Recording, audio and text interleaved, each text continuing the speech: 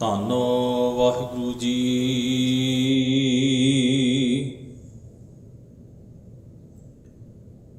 ਇੱਕ ਓੰਕਾਰ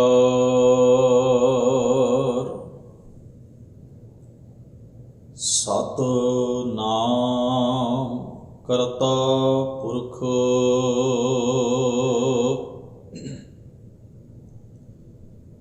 ਨਿਰਭਉ ਨਿਰਵੈਰ ਅਕਾਲ ਮੂਰਤ ਅਜੂਨੀ ਸੈਭੰ ਗੁਰ ਪ੍ਰਸਾਦ।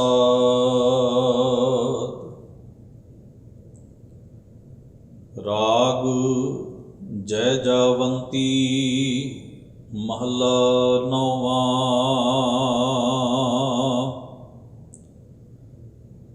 ਰਾਮ ਸਿਮਰ ਰਾਮ ਸਿਮਰ ਇਹ ਤੀਰੈ ਕਾਜ ਹੈ।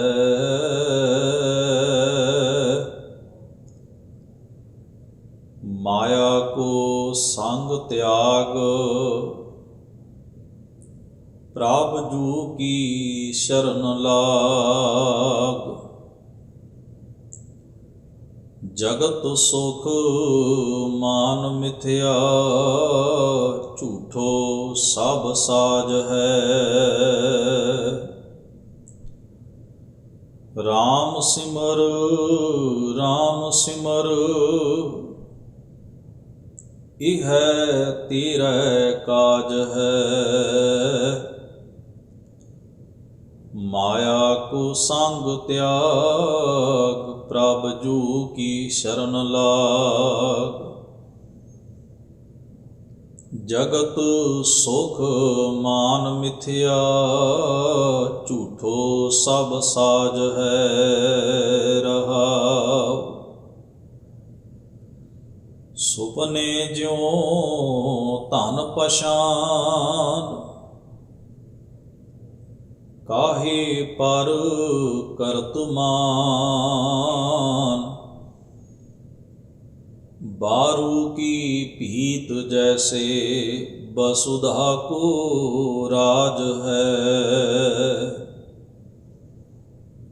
नानक जानो कहत बात बिनस जह तेरो गात। छेन छेन कार गयो काल तैसे जात आज है। नानक जानो कहत बात बिनस जह तेरो गात। शेन शेन कर गयो काल तैसी जात आज है। वाहिगुरु जी का खालसा वाहिगुरु जी की फतह। चवर तखत ਸਿੰਘਾਸਨ ਦੇ ਮਾਲਕ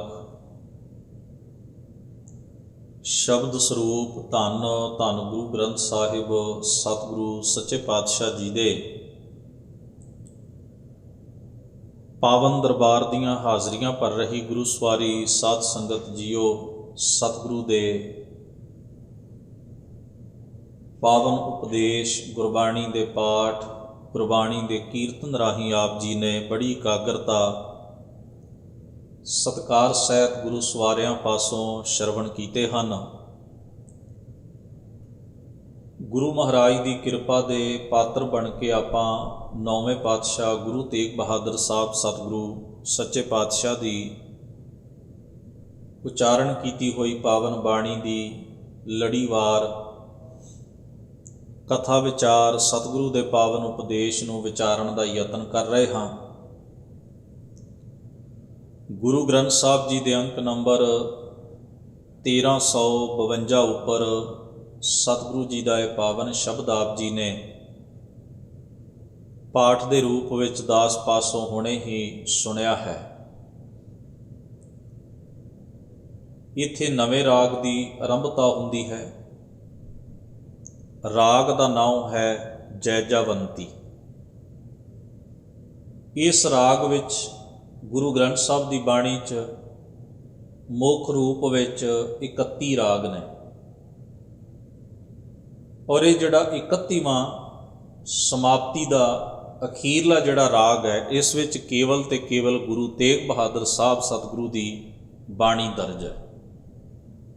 ਭਾਵ ਇਸ ਰਾਗ ਦੀ ਵਰਤੋਂ ਕੇਵਲ ਗੁਰੂ ਤੇਗ ਬਹਾਦਰ ਸਾਹਿਬ ਸੱਚੇ ਪਾਤਸ਼ਾਹ ਜੀ ਨੇ ਹੀ ਕੀਤੀ ਹੈ,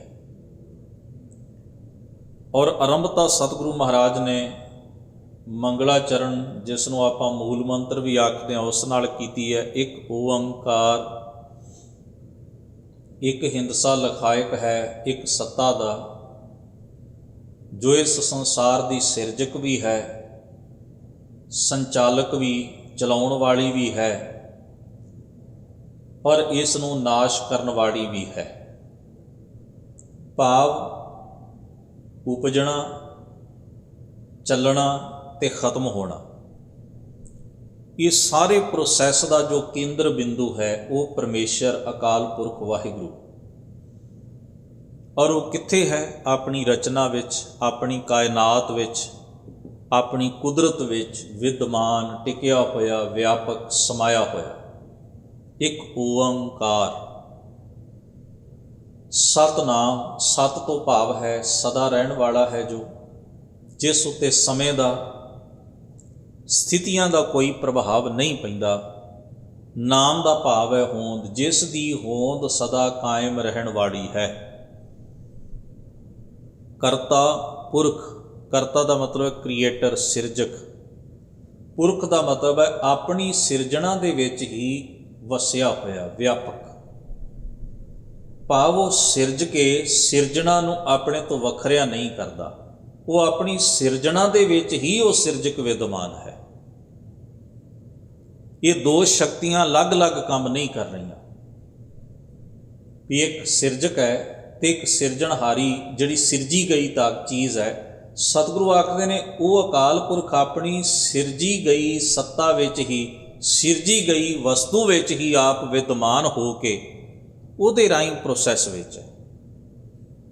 ਤੋ ਪਾਤਸ਼ਾਹ ਅੱਗੇ ਕਹਿੰਦੇ ਨੇ ਨਿਰਭਉ, ਜਿਸ ਨੂੰ ਕਿਸੇ ਚੀਜ਼ ਦਾ ਡਰ ਨਾ ਹੋਵੇ, ਭੈ। ਨਿਰਵੈਰ, ਜਿਸ ਦਾ ਕਿਸੇ ਨਾਲ ਵੈਰ ਨਹੀਂ, ਕਿਉਂਕਿ ਵੈਰ ਕਿੱਥੇ ਹੋਏਗਾ? ਜਿੱਥੇ ਕੋਈ ਬਰਾਬਰ ਦੀ ਧਿਰ ਹੋਵੇ, ਕੋਈ ਵੱਖਰਾ ਹੋਵੇ। ਪਾਤਸ਼ਾਹ ਜੀ ਆਖਦੇ ਨੇ ਅਕਾਲ ਮੂਰਤ। ਅਕਾਲ ਦਾ ਭਾਵ ਹੈ ਕਾਲ ਤੋਂ, ਸਮੇਂ ਤੋਂ ਪਰੇ ਹੈ ਉਸ ਦਾ ਸਰੂਪ। ਮੂਰਤ ਦਾ ਮਤਲਬ ਮੂਰਤੀ, ਸਟੈਚੂ ਨਹੀਂ ਹੈ, ਕੋਈ ਸਟਰਕਚਰ ਨਹੀਂ ਹੈ। ਮੂਰਤ ਦਾ ਭਾਵ ਹੈ ਸਰੂਪ। ਉਸ ਪਰਮੇਸ਼ਰ ਦੀ ਜਿਹੜੀ ਹਸਤੀ ਹੈ, ਉਹਦਾ ਜਿਹੜਾ ਵਜੂਦ ਹੈ, ਉਹ ਸਮੇਂ ਕਾਲ ਦੀ ਬੰਦਿਸ਼ ਵਿੱਚ ਨਹੀਂ। ਜੋ ਸਮੇਂ ਦੀ ਬੰਦਿਸ਼ ਵਿੱਚ ਨਹੀਂ ਹੋਏਗਾ, ਉਹ ਕਿਸੇ ਸਥਿਤੀ ਵਿੱਚ ਵੀ ਨਹੀਂ ਉਲਝੇਗਾ। ਤੋ ਪਾਤਸ਼ਾਹ ਕਹਿੰਦੇ ਨੇ ਅਜੂਨੀ, ਕਿਉਂਕਿ ਉਹ ਜੂਨਾਂ ਤੋਂ ਰਹਿਤ, ਖਾਸ ਉਹਦਾ ਕੋਈ ਰੂਪ ਨਹੀਂ ਹੈ ਵੀ ਮੈਂ ਕਿਸੇ ਚੀਜ਼ ਨੂੰ ਟਾਰਗੇਟ ਕਰਕੇ ਆਖਾਂ ਜਾਂ ਨਿਸ਼ਾਨ ਲਾ ਕੇ ਆਖਾਂ ਵੀ ਇਹ ਰੱਬ ਹੈ। ਨਹੀਂ, ਸਤਿਗੁਰੂ ਨੇ ਆਖਿਆ ਵੇ ਸੰਸਾਰ ਤੁਮ ਦੇਖਦੇ ਹਰ ਕਾ ਰੂਪ ਹੈ, ਨਿਰਗੁਣ ਸਰਗੁਣ ਥਾਪੇ ਨਾਉ। ਪਰ ਤੁਸੀਂ ਕਿਸੇ ਪਰਟੀਕੂਲਰ ਇੱਕ ਚੀਜ਼ ਨੂੰ ਨਹੀਂ ਕਹਿ ਸਕਦੇ ਵੀ ਇਹ ਰੱਬ ਹੈ। ਜੇ ਤੁਸੀਂ ਇਸ ਤਰ੍ਹਾਂ ਕਹੋਗੇ ਫਿਰ ਤੁਸੀਂ ਬਾਕੀ ਸਾਰੇ ਪਸਾਰੇ ਵਿੱਚ ਉਹਦੀ ਹੋਂਦ ਨੂੰ ਨਕਾਰ ਦਿਓਗੇ। ਇਸ ਲਈ ਮਹਾਰਾਜ ਨੇ ਉਸ ਨੂੰ ਅਜੂਨੀ ਕਿਹਾ। ਸਹਿ ਭੰਗ, ਉਹ ਆਪਣੇ ਆਪ ਤੋਂ ਹੈ, ਉਹ ਸਿਰਜਕ ਸੱਤਾ ਨੂੰ ਕੋਈ ਬਣਾਉਂਦਾ ਨਹੀਂ, ਉਹ ਆਪਣੇ ਆਪ ਤੋਂ ਹੈ, ਆਪਣੇ ਆਪ ਤੋਂ ਪ੍ਰੋਸੈਸ ਵਿੱਚ ਹੈ। ਗੁਰ ਪ੍ਰਸਾਦ, ਇਹ ਉਪਰੋਕਤ ਸੋਝੀ ਜਿਹੜੀ ਹੈ ਗੁਰੂ ਦੇ ਪ੍ਰਸਾਦ ਕਿਰਪਾ ਦੇ ਨਾਲ ਸਾਨੂੰ ਪ੍ਰਾਪਤ ਹੁੰਦੀ ਹੈ। ਰਾਗ ਜੈਜਾਵੰਤੀ ਮਹੱਲਾ 9ਵਾਂ। ਜੈਜਾਵੰਤੀ ਰਾਗ ਦੀ ਆਰੰਭਤਾ ਹੈ। 9ਵੇਂ ਪਾਤਸ਼ਾਹ ਗੁਰੂ ਤੇਗ ਬਹਾਦਰ ਸਾਹਿਬ ਸਤਿਗੁਰੂ ਦਾ ਇਹ ਮੁਬਾਰਕ ਸ਼ਬਦ ਹੈ। ਰਹਾਉ ਦਾ ਬੰਦ ਹੈ। ਸਤਿਗੁਰੂ ਨੇ ਫਰਮਾਇਆ ਵੀ ਕੁਝ ਤੇਰੇ ਕੰਮ ਆਉਣ ਵਾਲੀ ਚੀਜ਼ ਹੈ। ਦੋ ਸ਼ਬਦ ਅਸੀਂ ਵਰਤੇ, ਇੱਕ ਹੈ ਕੰਮ ਵਾਲੀ, ਇੱਕ ਹੈ ਨਿਕੰਮੀ ਚੀਜ਼। ਜਿਹੜੀ ਚੀਜ਼ ਸਾਡੇ ਕੰਮ ਨਾ ਆ ਰਹੀ ਹੋਵੇ, ਆਪਾਂ ਨੂੰ ਕਹਿੰਦੇ ਨਿਕੰਮੀ, ਸਾਡੇ ਕਿਸੇ ਵਰਤੋਂ ਵਿੱਚ ਨਾ ਹੋਵੇ, ਜਾਂ ਜਿਹੜੀ ਚੀਜ਼ ਹੋਵੇ ਉਹਨੂੰ ਅਸੀਂ ਵਰਤੀਏ ਤੇ ਉਹ ਸਾਨੂੰ ਫਾਇਦਾ ਦੇਣ ਦੀ ਬਜਾਏ ਨੁਕਸਾਨ ਕਰੇ, ਆਪਾਂ ਉਹਨੂੰ ਵੀ ਕਹਿ ਦਿੰਦੇ ਨਿਕੰਮੀ ਚੀਜ਼ ਸੀ। ਯਾਨੀ ਕਿ ਉਹਦਾ ਕੋਈ ਲਾਭ ਕੋਈ ਨਹੀਂ ਹੋਇਆ, ਉਹਦਾ ਫਾਇਦਾ ਕੋਈ ਨਹੀਂ ਹੋਇਆ। ਇੱਕ ਬਿਲਕੁਲ ਕੰਮ ਨਾ ਆਵੇ ਉਹ ਨਿਕੰਮੀ ਹੈ, ਤੇ ਇੱਕ ਜਿਹੜੀ ਕੰਮ ਵਿੱਚ ਲਿਆਂਦੀ ਜਾਏ, ਵਰਤੋਂ 'ਚ ਲਿਆਂਦੀ ਜਾਏ ਤੇ ਨੁਕਸਾਨ ਕਰ ਦੇਵੇ, ਫਾਇਦਾ ਕਰਨ ਦੀ ਬਜਾਏ, ਉਹਨੂੰ ਵੀ ਨਿਕੰਮੀ ਕਹਿ ਦਿੱਤਾ ਜਾਂਦਾ। ਹੁਣ ਸਤਿਗੁਰੂ ਸੱਚੇ ਪਾਤਸ਼ਾਹ ਜੀ ਇੱਥੇ ਕਹਿੰਦੇ ਨੇ ਵੀ ਇੱਕ ਚੀਜ਼ ਹੈ ਜਿਹੜੀ ਤੇਰੇ ਕੰਮ ਆਉਣ ਵਾਲੀ, ਉਹ ਕੀ ਹੈ? ਰਾਮ ਸਿਮਰ, ਰਾਮ ਸਿਮਰ, ਇਹ ਹੈ ਤੇਰਾ ਕਾਜ ਹੈ। ਤੇਰਾ ਕਾਜ ਮਤਲਬ ਤੇਰੇ ਕੰਮ ਆਉਣ ਵਾਲੀ ਇੱਕੋ ਹੀ ਵਸਤੂ ਹੈ। ਪਰਮੇਸ਼ਰ ਸਰਵ ਵਿਆਪਕ। ਇੱਥੇ ਰਾਮ ਦਾ ਅਰਥ ਕੋਈ ਦਸ਼ਰਥ ਨੰਦਨ ਜਾਂ ਅਯੁੱਧਿਆਪਤੀ ਇਤਿਆਦਿਕ ਐਸੀ ਵਿਸ਼ੇਸ਼ ਵਿਅਕਤੀ ਤੋਂ ਨਹੀਂ ਹੈ। ਇੱਥੇ ਰਾਮ ਤੋਂ ਭਾਵ ਹੈ ਰਮਤ ਰਾਮ ਸਭ ਰਹਿ ਉਸਮੈ, ਜੋ ਰਮਿਆ ਹੋਇਆ, ਜੋ ਸਰਵ ਵਿਆਪੀ ਹੈ। ਐਸੇ ਪਰਮੇਸ਼ਰ ਦਾ ਚਿੰਤਨ ਕਰ। ਸਿਮਰ ਦਾ ਮਤਲਬ ਹੈ ਸਮਰਨ ਕਰਨਾ, ਚਿੰਤਨ ਕਰਨਾ। ਐਸੇ ਪਰਮੇਸ਼ਰ ਦੇ ਹੋਣ ਦਾ ਅਹਿਸਾਸ ਕਰ, ਉਹਦੇ ਗੁਣਾਂ ਦਾ ਚਿੰਤਨ ਕਰ। ਇਹੀ ਤੇਰੇ ਕੰਮ ਆਉਣ ਵਾਲੀ, ਇਸ ਜੀਵਨ ਵਿੱਚ ਇਹੀ ਤੇਰੇ ਕੰਮ ਆਉਣ ਵਾਲੀ ਵਸਤੂ ਹੈ। ਬਾਕੀ ਜਿਹੜੇ ਤੂੰ ਨਖਿੱਧ ਚਿੰਤਨ ਕਰਦਾ ਹੈ ਉਹ ਤੇਰੇ ਕੰਮ ਆਉਣ ਵਾਲੇ ਨਹੀਂ ਹਨ। ਉਹ ਤੈਨੂੰ ਕੋਈ ਲਾਭ ਨਹੀਂ ਦੇਣਗੇ। ਹਾਂ, ਉਹ ਤੇਰਾ ਨੁਕਸਾਨ ਜ਼ਰੂਰ ਕਰ ਸਕਦਾ ਹੈ। ਉਹ ਨਿਕੰਮੇ ਨੇ, ਇਸ ਕਰਕੇ ਉਹ ਤੇਰੇ ਜੀਵਨ ਨੂੰ ਗਲਤ ਦਿਸ਼ਾ ਵਿੱਚ ਲੈ ਜਾਣਗੇ। ਇਸ ਕਰਕੇ ਉਹ ਨਿਕੰਮੇ ਨੇ, ਬੇਫਾਇਦਾ ਨੇ, ਬੇਅਰਥ ਨੇ। ਗੁਰਬਾਣੀ ਦਾ ਇੱਕ ਵਾਕ ਹੈ ਜਿੱਥੇ ਸਤਿਗੁਰੂ ਪਾਤਸ਼ਾਹ ਕਹਿੰਦੇ ਨੇ, ਗੁਣ ਨਿਧਾਨ, ਨਿਧਾਨ ਕਹਿੰਦੇ ਨੇ ਖਜ਼ਾਨੇ ਨੂੰ, ਪਰਮੇਸ਼ਰ ਗੁਣਾਂ ਦਾ ਖਜ਼ਾਨਾ ਹੈ। ਉਹ ਗੁਣਾਂ ਦਾ ਅਨੁਪਮ ਭੰਡਾਰ ਹੈ, ਯਾਨੀ ਕਿ ਸਾਰੇ ਗੁਣ ਉਹਦੇ ਵਿੱਚ ਨੇ। ਭਗਤਨ ਕਉ ਬਰਤਨ, ਭਗਤਾਂ ਵਾਸਤੇ ਵਰਤਣ ਦੀ ਵਸਤ ਹੈ। ਭਗਤ ਉਸ ਨੂੰ ਵਰਤਦੇ ਹਨ, ਉਸ ਨੂੰ ਹੰਢਾਉਂਦੇ ਹਨ, ਉਸ ਨੂੰ ਜੀਂਦੇ ਹਨ, ਉਸ ਨੂੰ ਮਾਣਦੇ ਹਨ। ਸਾਡੇ ਲਈ ਪਰਮੇਸ਼ਰ ਜਿਹੜਾ, ਹੁਣ ਭਗਤਾਂ ਦੀ ਜਿਹੜੀ ਗੁਰਬਾਣੀ ਦੇ ਵਿੱਚ ਸਤਿਗੁਰੂ ਨੇ ਗੱਲ, ਭਗਤਨ ਕਉ ਬਰਤਨ ਦਾ ਮਤਲਬ ਹੈ ਭਗਤ ਕੌਣ ਹੋਇਆ? ਜਿਹੜਾ ਪਰਮੇਸ਼ਰ ਦੇ ਰਿਸ਼ਤੇ ਵਿੱਚ ਹੈ, ਰਿਲੇਸ਼ਨ ਵਿੱਚ ਹੈ, ਸਾਂਝ ਵਿੱਚ ਹੈ, ਉਹਨੂੰ ਜੀ ਰਿਹਾ, ਉਹਨੂੰ ਮਾਣ ਰਿਹਾ, ਉਹਨੂੰ ਹੰਢਾ ਰਿਹਾ, ਉਹਦੀ ਇਬਾਦਤ ਵਿੱਚ ਭਗਤ। ਭਗਤ ਉਸ ਜੀਵਨ ਨੂੰ ਕਿਹਾ, ਉਸ ਕਰਨੀ ਵਾਲੇ ਮਨੁੱਖ ਨੂੰ ਕਿਹਾ ਜਿਹੜਾ ਇਸ ਤਰ੍ਹਾਂ ਦੀ ਕਰਨੀ ਕਰਦਾ ਹੈ, ਭਗਤ। ਅਸੀਂ ਆਮ ਤੌਰ 'ਤੇ ਇਹ ਸ਼ਬਦ ਵੀ ਬੜਾ ਅਜੀਬ ਢੰਗ ਨਾਲ ਵਰਤਦੇ ਵੀ ਜਿਹੜਾ ਬੰਦਾ ਆਮ ਨਾਰਮਲ ਨਾ ਹੋਏ ਉਸ ਕਹਿੰਦੇ ਭਗਤ ਹੈ ਜੀ, ਇਹ ਤਾਂ ਇਸ ਤਰ੍ਹਾਂ ਨਹੀਂ ਹੁੰਦਾ। ਹਾਂ, ਉਹ ਨਾਰਮਲ ਨਹੀਂ ਹੈ, ਸਹਿਜ ਨਹੀਂ ਹੈ, ਆਮ ਮਨੁੱਖਾਂ ਵਰਗਾ ਨਹੀਂ ਹੈ, ਇਹ ਕਿਹਾ ਜਾ ਸਕਦਾ। ਉਹਦੇ ਹੋਰ ਸ਼ਬਦ ਵਰਤਿਆ ਜਾ, ਪਰ ਉਹ ਭਗਤ ਨਹੀਂ ਕਿਹਾ ਜਾ ਸਕਦਾ। ਗੁਰਮਤਿ ਵਿੱਚ ਭਗਤ ਦੀ ਇੱਕ ਪ੍ਰਕਿਰਿਆ ਸਤਿਗੁਰੂ ਨੇ ਬਿਆਨ ਕੀਤੀ ਹੈ ਵੀ ਭਗਤ ਕੋਈ ਇਸ ਤਰ੍ਹਾਂ ਨਹੀਂ, ਕੋਈ ਜਮਾਂਦਰੂ ਭਗਤ ਨਹੀਂ ਬਣਦਾ। ਭਗਤੀ ਦੀ ਕਮਾਈ ਕਰਕੇ ਭਗਤ ਕਹਿਲਾਉਂਦਾ। ਸੇ ਭਗਤ ਭਲੇ ਜਨ ਨਾਨਕ ਜੀ, ਜੋ ਭਾਵੈ ਹੈ ਮੇਰੇ ਹਰ ਭਗਵੰਤਾ। ਸੇ ਭਗਤ ਸਤਿਗੁਰ ਮਨ ਭਾਏ, ਭਗਤ ਸਤਿਗੁਰ ਪੁਰਖ ਸੋਈ, ਜਿਸ ਹਰ ਪ੍ਰਭ ਭਾਣਾ ਭਾਵੇ। ਕਿੰਨੀ ਗੁਰੂ ਗ੍ਰੰਥ ਸਾਹਿਬ ਦੀ ਬਾਣੀ ਵਿੱਚੋਂ ਇਹ ਆਪਾਂ ਪ੍ਰਮਾਣ ਸਤਿਗੁਰੂ ਦੇ ਉਪਦੇਸ਼ ਵਿਚਾਰ ਸਕਦੇ ਵੀ ਜਿੱਥੇ ਭਗਤ ਜਿਹੜਾ ਹੈ ਉਹ ਇੱਕ ਜੀਵਨ ਪੱਧਰ ਨੂੰ ਕਿਹਾ, ਇੱਕ ਕਮਾਈ ਵਾਲੀ ਜੀਵਨ ਅਵਸਥਾ ਨੂੰ ਕਿਹਾ। ਉਹ ਜੀਵਨ ਜਿਹੜਾ ਪਰਮੇਸ਼ਰ ਦੇ ਹੋਣ ਦਾ ਚਿੰਤਨ ਅਭਿਆਸ ਕਰਦਾ ਹੈ, ਜਿਹੜਾ ਰੱਬ ਦੇ ਹੋਣ ਦਾ ਅਹਿਸਾਸ ਰੱਖਦਾ ਹੈ, ਉਹਦੇ ਗੁਣਾਂ ਨੂੰ ਆਪਣੇ ਜੀਵਨ 'ਚ ਕਮਾਉਂਦਾ ਹੈ, ਉਹਦੀ ਇਬਾਦਤ ਵਿੱਚ ਉਹ ਭਗਤ। ਇਸੇ ਕਰਕੇ ਗੁਰਬਾਣੀ ਵਿੱਚ ਤੁਸੀਂ ਵੇਖੋਗੇ ਗੁਰੂ ਨਾਨਕ ਮਹਾਰਾਜ ਨੂੰ ਵੀ ਖਿਮਾ ਕਰਨਾ, ਗੁਰੂ ਅਰਜਨ ਸਾਹਿਬ ਮਹਾਰਾਜ ਨੇ ਭਗਤ ਲਿਖੇ। ਜਨ ਨਾਨਕ ਭਗਤ ਦਰ ਤੁਲ ਬ੍ਰਹਮ ਸੰਸਰ, ਏਕ ਜੀ ਕਿਆ ਬਖਾਨੈ, ਹਾਂ ਕੇ ਬਾਲ ਬਾਲ ਬਾਲ ਬਾਲ ਸਦ ਬਲਿਹਾਰ। ਭੱਟ ਸਾਹਿਬਾਨ ਗੁਰੂ ਅਰਜਨ ਸਾਹਿਬ ਨੂੰ ਭਗਤ ਕਹਿੰਦੇ ਨੇ। ਗੋਰੇ ਅਰਜੁਨ ਘਰ ਗੁਰ ਰਾਮਦਾਸ, ਭਗਤ ਉਤਰ ਆਇਓ। ਔਰ ਗੁਰਬਾਣੀ ਵਿੱਚ ਉਹਨਾਂ ਮਹਾਨ ਸਤਿਪੁਰਖਾਂ ਨੂੰ ਭਗਤ ਦੀ ਸੰਗਿਆ ਦਿੱਤੀ ਗਈ। ਬਾਣੀ ਭਗਤਾਂ ਕੀ, ਕਬੀਰ ਸਾਹਿਬ ਨੂੰ, ਭਗਤ ਰਵਿਦਾਸ ਸਾਹਿਬ ਨੂੰ ਤਥਾ ਹੋਰ ਮਹਾਂਪੁਰਖਾਂ ਨੂੰ ਜਿਨ੍ਹਾਂ ਦੀ ਬਾਣੀ, ਉਹਨਾਂ ਨੂੰ ਭਗਤ ਸੰਗਿਆ ਨਾਲ ਬਾਣੀ ਦੇ ਵਿੱਚ ਬਿਆਨ ਕੀਤਾ ਗਿਆ। ਤੇ ਇੱਥੋਂ ਸਾਨੂੰ ਭਗਤ ਸ਼ਬਦ ਦਾ ਜਿਹੜਾ ਸਟੇਟਸ ਹੈ, ਭਗਤ ਸ਼ਬਦ ਦਾ ਜਿਹੜਾ ਰੁਤਬਾ ਹੈ, ਭਗਤ ਸ਼ਬਦ ਦੀ ਜਿਹੜੀ ਅਵਸਥਾ ਹੈ ਉਹਦੇ ਪਿੱਛੇ, ਉਹ ਖੁੱਲ੍ਹ ਕੇ ਸਾਡੇ ਸਾਹਮਣੇ ਪ੍ਰਗਟ ਹੋ ਜਾਂਦੀ ਜਦੋਂ ਅਸੀਂ ਗੁਰਬਾਣੀ 'ਚ ਪ੍ਰਮਾਣ ਲੈਂਦੇ। ਤੋ ਗੁਰੂ ਮਹਾਰਾਜ ਸੱਚੇ ਪਾਤਸ਼ਾਹ ਨੇ ਬਾਣੀ ਵਿੱਚ ਕਿਹਾ ਵੀ ਗੁਣ ਨਿਧਾਨ ਭਗਤਨ ਕਉ ਬਰਤਨ। ਬਰਤਨ ਦਾ ਮਤਲਬ ਹੁੰਦਾ ਵਰਤਣਾ, ਕੰਮ ਵਿੱਚ ਲਿਆਉਣਾ। ਤੇ ਉਹਨਾਂ ਦੀ ਦ੍ਰਿਸ਼ਟੀ ਵਿੱਚ ਪਰਮੇਸ਼ਰ ਦੀ ਪੂਜਾ ਦੇ ਵੀ ਖਾਸ ਅਰਥ ਨੇ। ਪੂਜਾ ਕੀਚੈ ਨਾਮ ਧਿਆਈਐ ਬਿਨ ਨਾਮੈ ਪੂਜ ਨਾ ਹੋਏ। ਅਸੀਂ ਇੱਕ ਸਿੰਬੋਲਿਕ ਰੱਬ ਪੂਜਦੇ ਹਾਂ ਆਪਣੇ ਜੀਵਨ 'ਚ। ਮਿਥ ਲਿਆ ਆਹ ਚੀਜ਼ ਰੱਬ ਹੈ, ਪੂਜ ਲਈ।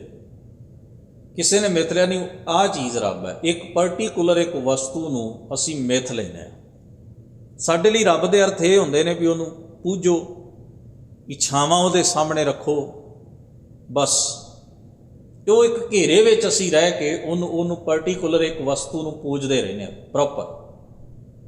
ਪਰ ਸਮਝਣਾ ਹੈ ਵੀ ਪਰਮੇਸ਼ਰ ਦੇ ਪਿਆਰਿਆਂ ਲਈ ਪਰਮੇਸ਼ਰ ਮਹਿਜ਼ ਕੋਈ ਇੱਕ ਛੋਟੀ ਜਿਹੀ ਸੰਖੇਪ ਜਿਹੀ ਵਸਤੂ ਨਹੀਂ ਵੀ ਜਿਹਦੇ ਹੋਏ ਤੇ ਗਿਰਦ ਘੁੰਮਦੇ ਰਹਿਣ ਤੇ ਉਹਨੂੰ ਪੂਜਦੇ ਰਹਿਣ, ਉਹਦੇ ਸਾਹਮਣੇ ਇੱਛਾਵਾਂ ਬਿਆਨ ਕਰਕੇ, ਭੇਟਾ ਚੜਾ ਕੇ ਵਗੈਰਾ ਵਗੈਰਾ, ਜਿਵੇਂ ਆਮ ਸੰਸਾਰ ਦੇ ਲੋਕ ਕਾਰ ਕਰਦੇ ਨੇ ਧਰਮ ਦੇ ਮਜ਼ਹਬ ਦੇ ਸੰਬੰਧ ਵਿੱਚ। ਐਸਾ ਨਹੀਂ।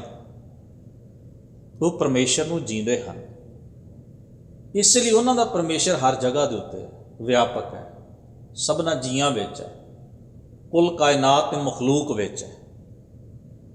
ਬਾਬਾ ਸ਼ੇਖ ਫਰੀਦ ਸਾਹਿਬ ਦੇ ਵਾਕ ਪੜ੍ਹੋਗੇ, ਬਾਬਾ ਨਾਮਦੇਵ ਸਾਹਿਬ ਦੇ ਵਾਕ ਪੜ੍ਹੋਗੇ, ਕਿਸੇ ਵੀ ਮਹਾਂਪੁਰਖ ਦੇ ਵਾਕ ਪੜ੍ਹੋਗੇ ਤਾਂ ਤੁਹਾਨੂੰ ਉਹਦੇ ਵਿੱਚ ਭਾਸ਼ਾ ਸ਼ਬਦਾਵਲੀ ਦਾ ਫਰਕ ਨਜ਼ਰ ਆ ਸਕਦਾ ਹੈ, ਪਰ ਵਿਚਾਰਧਾਰਕ ਤੌਰ 'ਤੇ ਤੁਹਾਨੂੰ ਫਰਕ ਨਜ਼ਰ ਨਹੀਂ ਆਏਗਾ। ਜੇ ਬਾਬਾ ਸ਼ੇਖ ਫਰੀਦ ਸਾਹਿਬ ਕਹਿੰਦੇ ਨਾ ਫਰੀਦਾ ਖਾਲਕ ਖਲਕ ਮਹਿ ਖਲਕ ਵਸੈ ਰੱਬ ਮਾਹੇ, ਤੇ ਭਗਤ ਨਾਮਦੇਵ ਸਾਹਿਬ ਕਹਿੰਦੇ ਸਭੈ ਘਟ ਰਾਮ ਬੋਲੇ, ਰਾਮਾ ਬੋਲੇ, ਰਾਮ ਬਿਨਾ ਉਹ ਬੋਲੇ।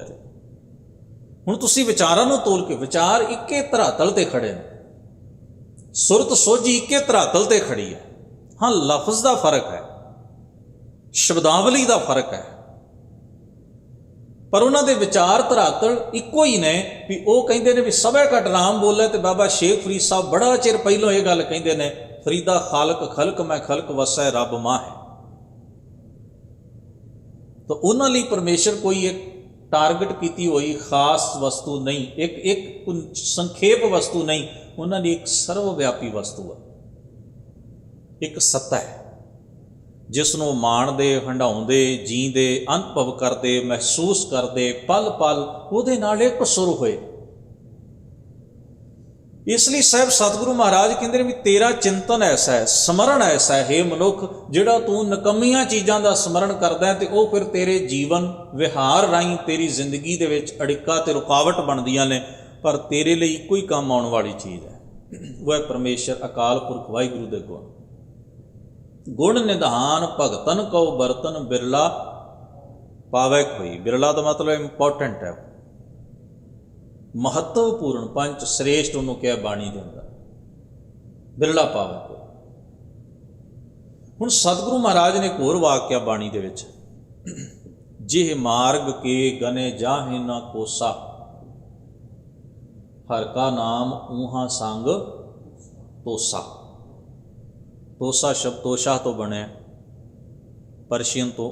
ਇੱਧਰਲੀ ਬੋਲੀ 'ਚੋਂ ਇਹ ਸਾਡੀ ਬੋਲੀ ਵਿੱਚ ਐਂਟਰ। ਕਈ ਵਾਰ ਹੁੰਦਾ ਸੀ ਨਾ, ਇਹ ਸ਼ਬਦ ਆਪਾਂ ਬੜਾ ਵਰਤਦੇ ਰਹੇ ਪਿੰਡਾਂ ਵਿੱਚ, ਪੰਜਾਬ ਮਾਵਾਂ ਖਾਸ ਤੌਰ 'ਤੇ ਵਰਤਦੀਆਂ ਸਨ ਕਿ ਤੇਰਾ ਤੋਸਾ ਲਾ ਦਿੱਤਾ ਖਾ ਲਈ। ਕਈ ਵਾਰ ਉਹ ਕਸੈਲੇ ਸੁਭਾਅ ਨਾਲ ਵੀ ਵਰਤ ਲੈਂਦੀਆਂ ਸਨ, ਅਤੇ ਉਦੋਂ ਆਪਣਾ ਕਿੰਨਾ ਗਿਲਟੀ ਜਿਹਾ ਫੀਲ ਕਰਾਉਣ ਵਾਲਾ, ਜਿਵੇਂ ਬੁਰਾਈ ਜੀ ਫੀਲ ਕਰਾਉਣ, ਮਹਿਸੂਸ ਕਰਾਉਣਾ, ਗੁੱਸੇ ਜਿਹੇ ਦੇ ਵਿੱਚ ਕਿਹਾ ਸ਼ਬਦ ਰੋਟੀ ਨੂੰ ਤੋਸਾ। ਪਰ ਦਰਅਸਲ ਸ਼ਬਦ ਤੇ ਬੜਾ ਮਹਿੰਗਾ ਹੈ, ਬੜਾ ਕੀਮਤੀ ਹੈ, ਬੜਾ ਸੋਹਣਾ ਹੈ ਤੇ ਖੂਬਸੂਰਤ ਹੈ। ਇਹ ਸ਼ਬਦ ਦਾ ਪਿਛੋਕੜ ਇਹ ਹੈ ਕਿ ਇੱਕ ਘੋੜ ਸਵਾਰ, ਮੈਂ ਉਦਾਹਰਣ ਦੇ ਰਿਹਾ, ਘੋੜ ਸਵਾਰ ਸਫ਼ਰ 'ਤੇ ਚੱਲਿਆ, ਘਰ ਦੀ ਸਵਾਣੀ ਨੇ ਰੋਟੀ ਲਾਈ ਅਤੇ ਉਸ ਨੂੰ ਪੂਣੇ ਵਿੱਚ, ਕੱਪੜੇ ਨੂੰ ਆਪਾਂ ਪੂਣਾ ਕਹਿੰਦੇ ਹਾਂ, ਪੂਣੇ ਵਿੱਚ ਉਹਨੇ ਲਪੇਟ ਕੇ, ਅਤੇ ਇੱਕ ਚਮੜੇ ਦੀ ਥੈਲੀ ਹੁੰਦੀ ਸੀ, ਉਹ ਚਮੜੇ ਦੀ ਥੈਲੀ ਵਿੱਚ ਪਾ ਕੇ ਅਤੇ ਘੋੜੇ ਦੀ ਕਾਠੀ ਨਾਲ ਉਹਨੇ ਬੰਨ੍ਹ ਦਿੱਤਾ, ਹੰਨੇ ਨਾਲ,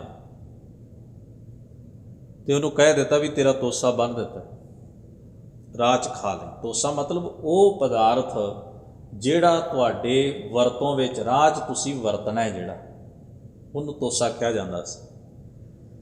ਤੋਸ਼ਾ ਸ਼ਬਦ ਜਿਹੜਾ ਹੈ ਦੌਲਤ ਇਕੱਠੀ ਕਰਨ ਵਾਲੇ ਭੰਡਾਰ ਨੂੰ ਵੀ ਕਿਹਾ ਜਾਂਦਾ। ਤੋਸ਼ਾ ਖਾਨਾ ਸ਼ਬਦ ਉਤੋਂ ਮਿਲਿਆ, ਤੋਸ਼ਾ ਖਾਨਾ।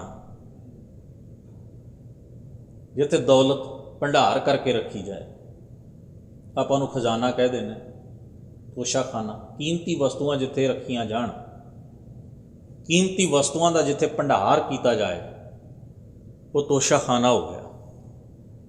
ਹੁਣ ਸਾਹਿਬ ਸਤਿਗੁਰੂ ਇਹ ਸ਼ਬਦ ਵਰਤੇ ਨੇ, ਤੋਸਾ ਦਿਚੈ ਨਾਮ, ਐਸਾ ਵੀ ਵਰਤਿਆ।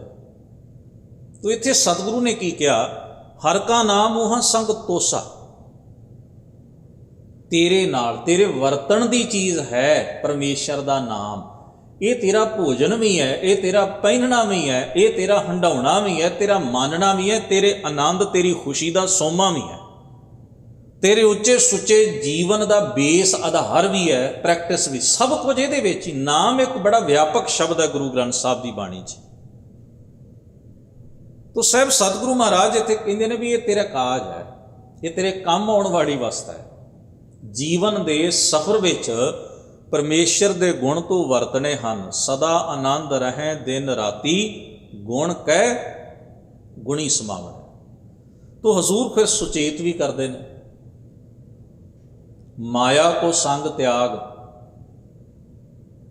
ਮਾਇਆ ਦਾ ਸੰਗ ਛੱਡ ਦੇ, ਸਾਥ ਤਿਆਗ ਦੇ। ਮਾਇਆ ਕੋ ਸੰਗ ਤਿਆਗ ਦਾ ਭਾਵ ਹੈ ਮਾਇਆਵੀ ਬਿਰਤੀ ਛੱਡ ਦੇ।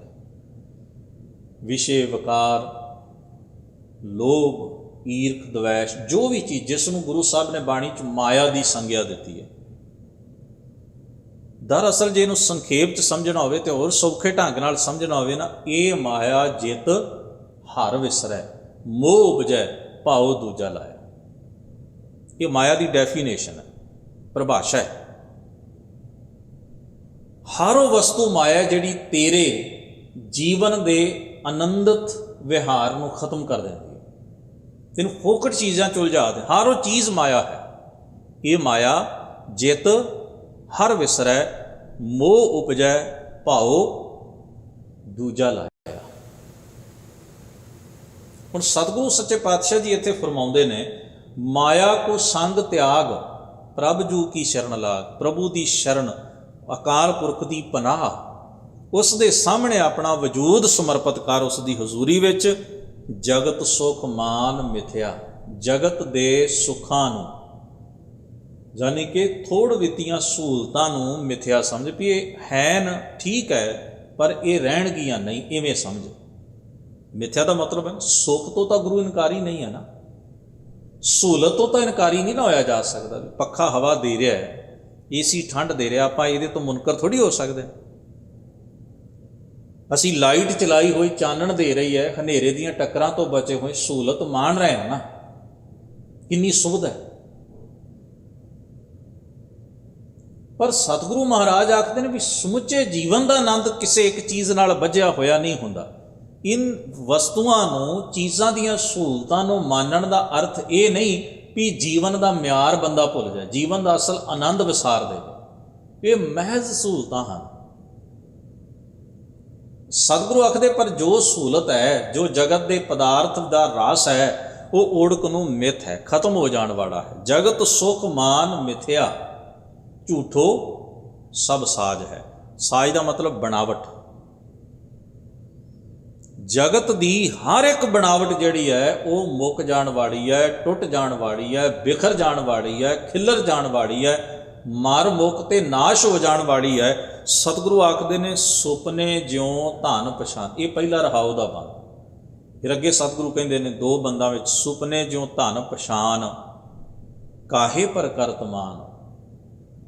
ਕਿੰਨਾ ਚੀਜ਼ਾਂ ਦਾ ਗਰੂਰ ਕਰਦਾ। ਇੱਥੇ ਮਾਨ ਸ਼ਬਦ ਪ੍ਰਾਊਡ ਲਈ, ਗੌਰਵ ਲਈ ਨਹੀਂ ਵਰਤਿਆ, ਮਾਨ ਸ਼ਬਦ ਹੰਕਾਰ, ਈਗੋ ਲਈ ਵਰਤਿਆ। ਕਾਹੇ ਪਰ ਤੂੰ ਕਿੰਨਾ ਚੀਜ਼ਾਂ ਦਾ ਗਰੂਰ, ਹੰਕਾਰ ਪਾਲੀ ਬੈਠਾ ਹੈ ਜੀਵਨ ਵਿੱਚ। ਇਹ ਜਗਤ ਸੁਖ ਮਾਨ ਮਿਥਿਆ, ਝੂਠੋ ਸਭ ਸਾਜ ਹੈ। ਸੁਪਨੇ ਜਿਉਂ ਧਨ ਪਛਾਨ, ਕਾਹੇ ਪਰ ਕਰਤ ਮਾਨ। ਕਿੰਨਾ ਚੀਜ਼ਾਂ ਦਾ ਗਰੂਰ ਕਰਦਾ ਹੈ। ਇਹ ਸੁਪਨੇ ਦੀ ਨਿਆਈ ਸਮਝ ਜੋ ਧਨ ਦੌਲਤ ਤੇਰੇ ਕੋਲ ਹੈ, ਜੋ ਪਦਾਰਥ, ਜੋ ਸੱਤਾ, ਜੋ ਵੀ ਤੇਰੇ, ਜਿਹਦਾ ਵੀ ਗਰੂਰ ਹੈ ਨਾ ਤੈਨੂੰ, ਜਿਹੜੀ ਚੀਜ਼ ਦਾ ਵੀ ਹੰਕਾਰ ਹੈ, ਇਹ ਸਭ ਸੁਪਨੇ ਦੀ ਨਿਆਈ ਨੇ। ਤੋ ਹਜ਼ੂਰ ਕਹਿੰਦੇ ਨੇ ਬਾਰੂ ਕੀ ਭੀਤ ਜੈਸੇ ਬਸੁਧਾ ਕੋ ਰਾਜ ਹੈ। ਇਹਦਾ ਵਿਸਰਾਮ ਐਵੇਂ ਨਹੀਂ ਹੋਏਗਾ, ਬਾਰੂ ਕੀ ਭੀਤ ਜੈਸੇ ਬਸੁਧਾ ਕੋ ਰਾਜ ਹੈ, ਨਹੀਂ। ਬਾਰੂ ਕੀ ਭੀਤ ਜੈਸੇ। ਰੇਤ ਦੀ ਕੰਧ ਜਿਵੇਂ ਰੇਤ ਦੀ ਕੰਧ ਹੈ, ਇਸੇ ਤਰ੍ਹਾਂ ਹੀ ਧਰਤੀ ਦਾ ਰਾਜ ਵੀ। ਸਤਿਗੁਰੂ ਨੇ ਕਿੱਡੀ ਵੱਡੀ ਗੱਲ ਕਹਿ ਦਿੱਤੀ। ਕਹਿੰਦੇ ਨਿੱਕੇ ਮੋਟੇ ਪਦਾਰਥ ਤਾਂ ਛੱਡੋ, ਜੇ ਦੁਨੀਆ ਦੀਆਂ ਬਾਦਸ਼ਾਹਤਾਂ ਵੀ ਮਿਲ ਜਾਣ, ਧਰਤੀ ਦਾ ਰਾਜ ਵੀ ਮਿਲ ਜਾਏ ਤੁਹਾਨੂੰ, ਫਿਰ ਵੀ ਉਹ ਰੇਤ ਦੀ ਕੰਧ ਵਜਣਾ ਹੈ। ਰੇਤ ਦੀ ਕੰਧ ਵਾਂਗ ਹੈ, ਕਿਰਦਿਆਂ ਕਿਰਦਿਆਂ ਉਹਨੇ ਅਖੀਰ ਢਹਿ ਪੈਣਾ ਹੁੰਦਾ। ਮੈਂ ਅੱਗੇ ਵੀ ਇੱਕ ਦਿਨ ਉਦਾਹਰਣ ਦਿੱਤੀ ਸੀ। ਗੁਰੂ ਸਾਹਿਬਾਂ ਦੇ ਵਕਤ ਨਾ ਪਹਿਲਾਂ ਲੋਧੀ ਖਾਨਦਾਨ ਦਾ ਰਾਜ ਰਿਹਾ। ਉਦੋਂ ਪਹਿਲਾਂ ਬੜੇ ਬਾਦਸ਼ਾਹ ਆਏ ਤੇ ਬੜੇ ਗਏ, ਪਰ 2 ਵੱਡੇ ਅੰਪਾਇਰ ਗੁਰੂ ਸਾਹਿਬ ਨੇ ਵੇਖੇ ਸਨ ਆਪਣੇ ਜੀਵਨ ਕਾਲ ਵਿੱਚ। ਲੋਧੀਆਂ ਦਾ ਵੇਖਿਆ, ਫਿਰ ਉਦੋਂ ਬਾਅਦ ਮੁਗਲ ਅੰਪਾਇਰ ਆਇਆ, ਬਾਬਰ ਤੋਂ ਲੈ ਕੇ, ਔਰ 2 ਸਦੀਆਂ। ਔਰ ਜਦੋਂ ਅਸੀਂ ਉਸਮਾਨੀਆ ਸਲਤਨਤ ਪੜ੍ਹਦੇ, ਓਟੋਮਾਨ ਅੰਪਾਇਰ ਆਏ, ਕਿੰਨੇ ਆਏ? 650 ਸਾਲ ਉਹਨਾਂ ਦਾ ਸਾਮਰਾਜ ਰਿਹਾ ਇਸ ਧਰਤੀ ਦੇ, 650 ਸਾਲ। ਮੰਗੋਲੀਆ ਹਕੂਮਤ ਨੂੰ ਪੜ੍ਹ ਕੇ ਵੇਖੇ, ਕਿੱਥੋਂ ਲੈ ਕੇ ਕਿੱਥੋਂ ਤੱਕ ਰਾਜ ਭਾਗ ਫੈਲੇ ਹੋਏ ਸਨ।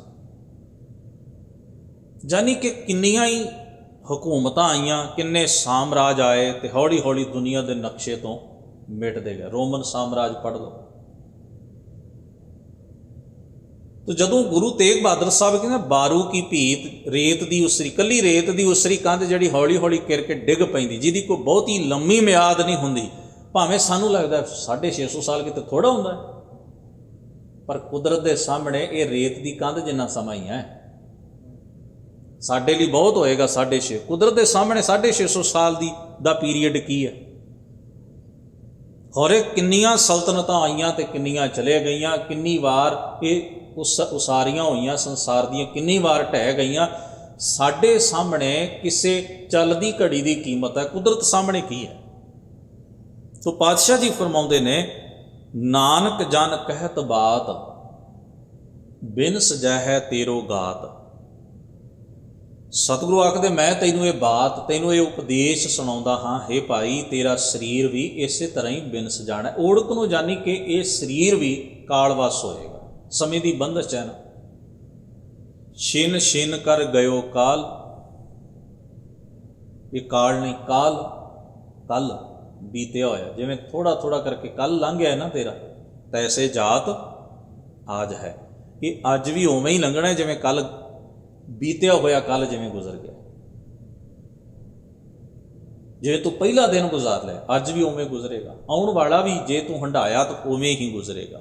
ਤੂੰ ਸਤਿਗੁਰੂ ਸੁਚੇਤ ਕਰਦੇ ਨੇ ਵੀ ਜੀਵਨ ਦੀ ਮਿਆਦ ਨੂੰ ਸਮਝ, ਬੜੀ ਥੋੜ੍ਹੀ ਹੈ, ਇਸ ਕਰਕੇ ਕੀਮਤੀ ਹੈ, ਤੇ ਕੀਮਤੀ ਵਸਤੂਆਂ ਅਜਾਈਂ ਨਹੀਂ ਗਵਾਈਦੀਆਂ। ਉਹਨਾਂ ਨੂੰ ਸਾਂਭ ਕੇ ਸੁਰੱਖਿਅਤ ਢੰਗ ਨਾਲ ਤੇ ਉਸ ਦਾ ਆਨੰਦ ਲੈਣਾ ਚਾਹੀਦਾ ਹੈ। ਸਤਿਗੁਰੂ ਰਹਿਮਤ ਕਰਨ, ਇਸ ਮੁਬਾਰਕ ਸ਼ਬਦ ਦਾ ਜੋ ਤੱਤ ਭਾਵ ਹੈ ਉਹ ਸਾਡੇ ਜੀਵਨ ਦਾ ਹਿੱਸਾ ਬਣੇ। ਗੁਰੂ ਮਹਾਰਾਜ ਹੋਈਆਂ ਭੁੱਲਾਂ ਚੁੱਕਾਂ ਦੀ ਖਿਮਾ ਬਖਸ਼ਣ। ਆਪ ਸਭਨਾਂ ਦਾ ਧੰਨਵਾਦ। ਅਦਬ ਸਾਹਿਬ ਗੁਰੂ ਫਤਿਹ ਨਾਲ ਸਾਂਝ ਬਣਾਓ।